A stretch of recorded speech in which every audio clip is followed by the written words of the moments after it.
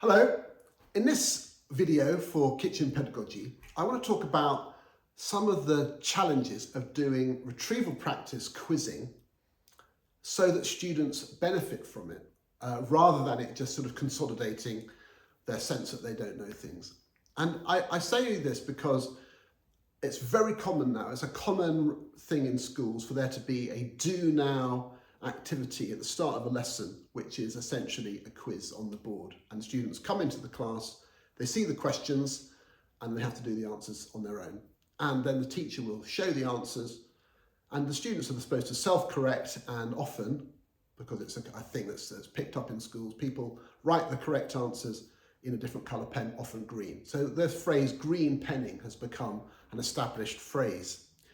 Now, often that doesn't work very well. And the reasons it doesn't work are because the questions on the board can be quite wide in the range. And so the students are all being challenged quite significantly by the questions. And sometimes they've forgotten the knowledge, if they ever had it in the first place. And if they've made some mistakes when the teacher shows the answers, they have to self-correct so that they have to understand the correct answer more or less themselves, and then write down that correct answer. Now, at its worst, this is akin to sort of someone testing you on something you never understood, you still don't understand it, they tell you the correct answer, and you still don't understand it. So even if it's something like a maths problem, like multiplying out some brackets, or a number fact like 7 cubed is 343, if I get that wrong and then I'm told the correct answer, I don't really understand why it's that. I didn't before, otherwise I'd have got it right, and I still don't, because that wasn't part of the routine. And that can happen with numerous parts of the curriculum, where the knowledge that the students don't have is revealed to them in the quiz, but it's not revealed to the teacher because they're just going through the correct answers. And the assumption is the students will more or less process that and deal with it on their own. It just doesn't work very well. So how do you do it better? I think the first thing is, personally, I think when you're setting a quiz, you ought to be prepared to go through most of the questions if students don't have them correct. And therefore, if you set them from too broad a range, you're setting yourself up to have a very tricky start to the lesson, because you're going to have to explain multiple topics.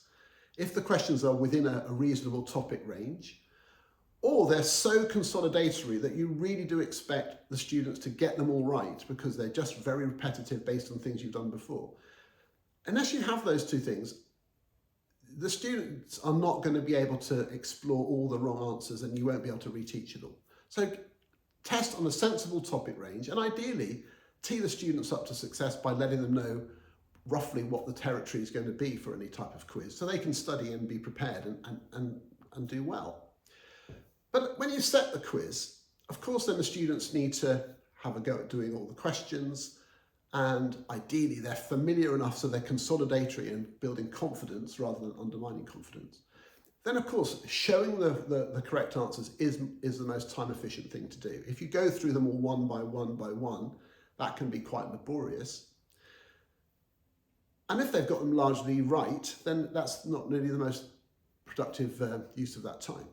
So my suggestion is this: you give time for all the students to do at least the core questions, so that they've all had a chance to finish the questions that you really want to cover. There might be some extension questions which are kind of extras for those who've finished.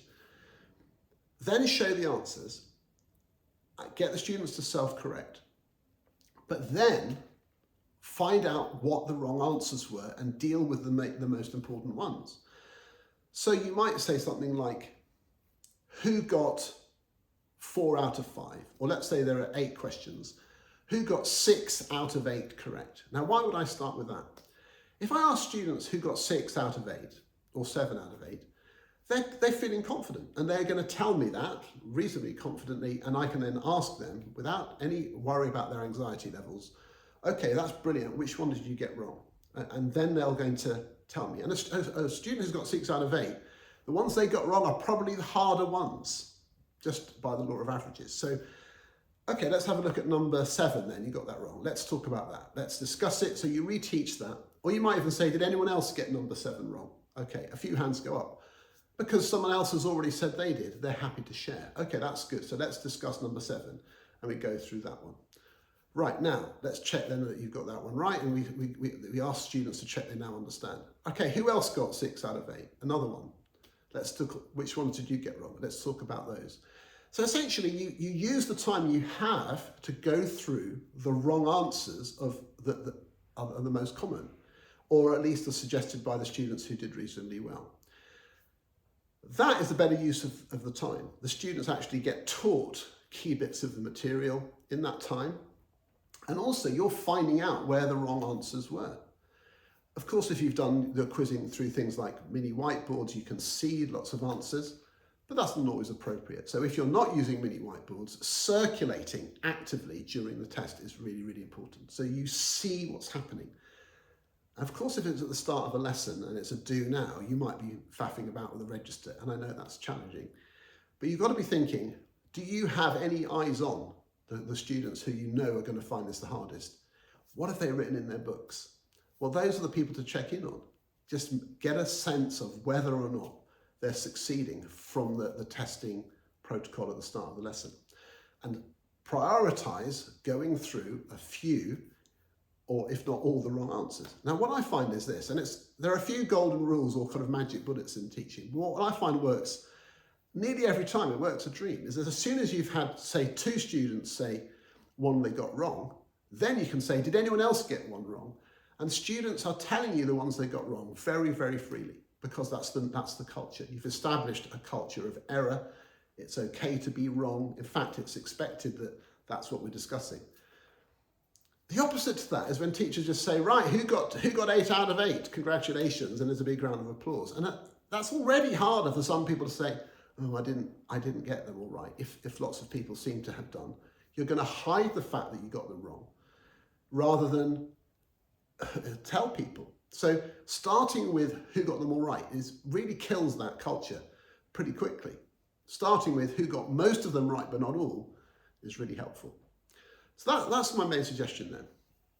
Don't kid yourself that green penning is necessarily teaching. It probably isn't, in all honesty. It might top up the knowledge of the top-end students who got nearly everything right except that little detail. But for the students who struggled to begin with, they're probably still struggling, and it hasn't really worked. Just go and check, have a look and see yourself what difference that's made. And then flush out the error. Use the more confident students to tell you the ones they got wrong, and go through the detailed answers so that you're reteaching key parts of the curriculum, and that's the most useful part of that process. So that's my suggestion. I hope you find that useful.